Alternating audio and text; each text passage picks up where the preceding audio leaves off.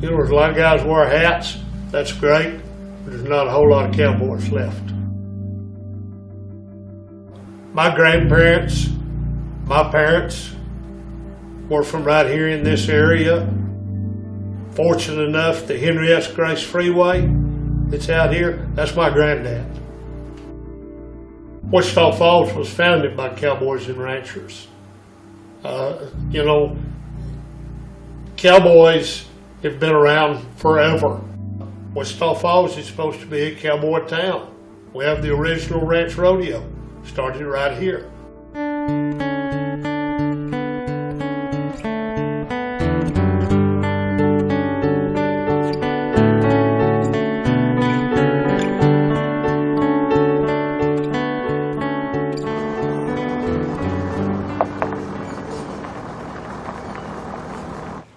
Just want to keep cowboy life alive as long as I can. I rode bulls for some when I was in college. I guess the last one I got on was about the second year I was rodeo coach in the 70s for Midwestern as well as all three high schools.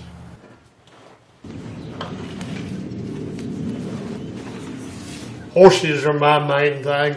I've had a horse for as long as I can ever remember. That's just kind of the way it is in my life. I still got the bad habit of getting up about 5 o'clock every morning like I did when I had a full-time job. But I guess I got so used to it, it's just kind of natural to me.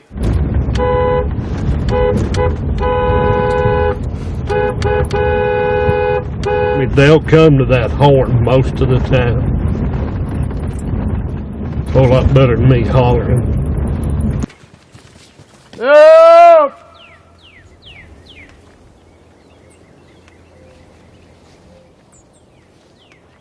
Up!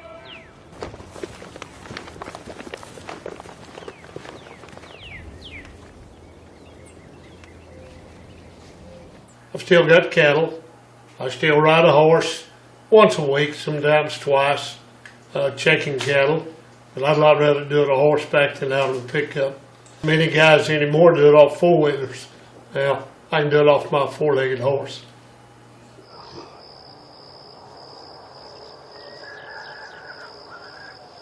My granddad always had ranches. Grandpa on the other side was a farmer, and he had some cattle, so I was around it since I was a little bitty kid. Then when I got old enough, got where I could, I started buying a few. I started out just buying calves. Growing up, there was 5 of us, and all of us' names started with a D in my family. So my mother, of course, back then you didn't have internet, and when she would send a letter to family or whatever, she just signed it to 5 Ds.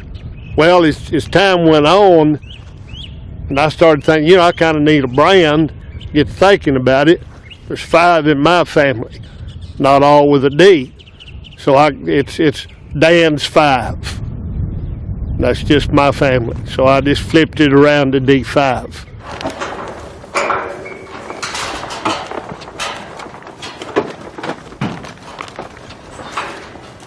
I could ride a horseback 7 days a week. I would love it. And I've got the place to do it on. I just don't get it done sometimes. Other things are going on. But it's another way to make a living. If you've got the place, you got the time, you got the money and everything else, you know, a cow-calf operation is good. I taught school forever. I had horses and cattle on my mind most of the time, all day long, while I was teaching somewhere in my brain.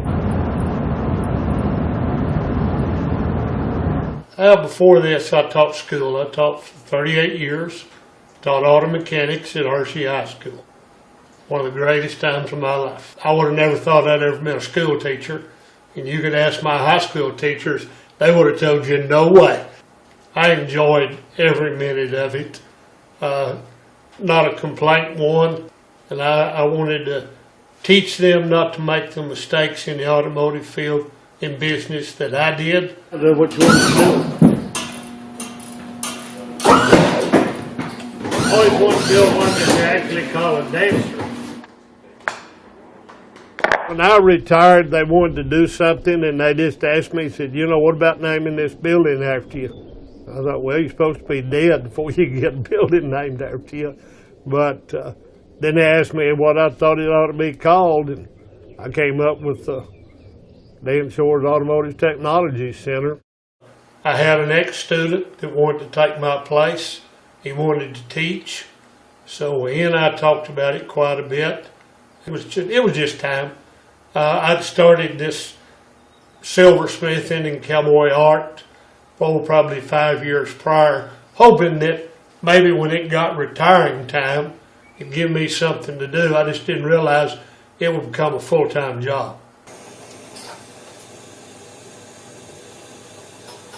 It's curved like that. That solder won't run all the way.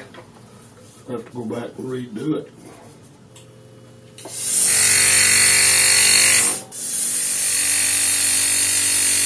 Try to do the best I can, just basic, simple. I want to keep it where the working man can afford to buy my spurs. I'd rather spend 20 hours on a pair of spurs and they be gone. I've got those $100 bills in my pocket and be building on another pair. Some of these guys are building $1,000, $1,500 spurs, and that's great. They've got people that'll buy them. Keeping it basic, keeping it as simple as I can, but still in the style of today. I want them to use them. If I see them somewhere a year later, I want to see them on their feet or on their horse, and I want them to look like they've been used. You know, I want to turn them out. It keeps me more interested. I want all of my pieces to be different. Like in my jewelry, for example, if you order a bracelet from me, whatever pattern or design that it is, there'll never be another one like it. Because that keeps my stuff a little different than the next guy. It's one thing about these bits. There's not a whole lot of repetition in them because they're all different. Different mouthpiece, different cheeks, different lengths, different ports. There's just all kinds of things go into bits. Keeps my mind working. Be a good way to put it. I'll make a full drawing of a pair of spurs and all the silver work, the cuts and the lines and the shadowing. By the time I get through with it, I've already changed it. So there's just something I see different when I'm building it, make me change it from my original drawing.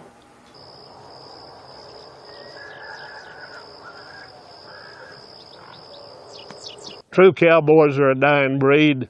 There's not a whole lot of them left out there. I found out myself there's two different types of, I guess you'd say, Western art.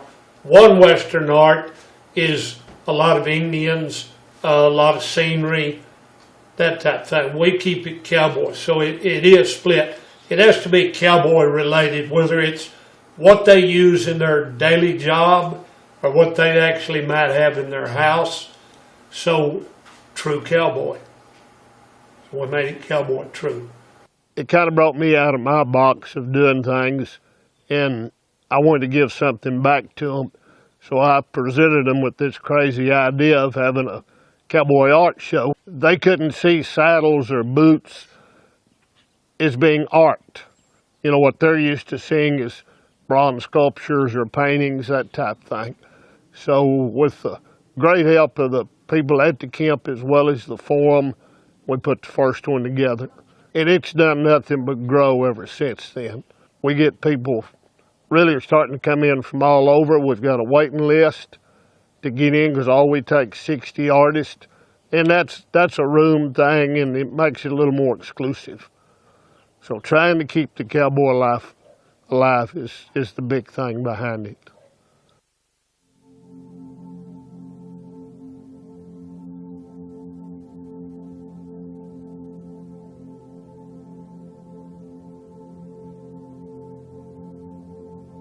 No, it's just me. You know, my kids are all gone, don't live here.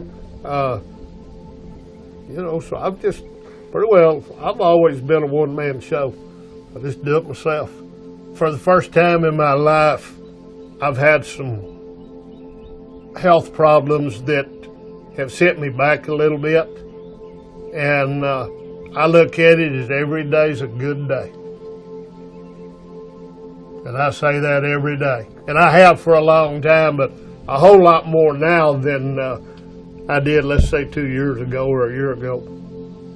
I've had some accomplishments in my life that I never thought I'd have. I just try to do the best that I can do every day, and if everybody's happy, I'm happy. Just remember me as I was a positive person and tried to help people and help kids. You know, in my teaching career, that was always a big thing to me. And just give them everything that I could possibly give them to make their life better.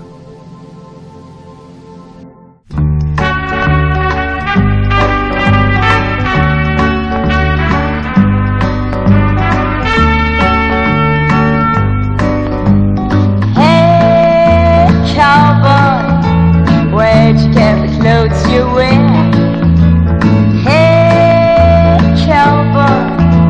Where'd you get the funny hair?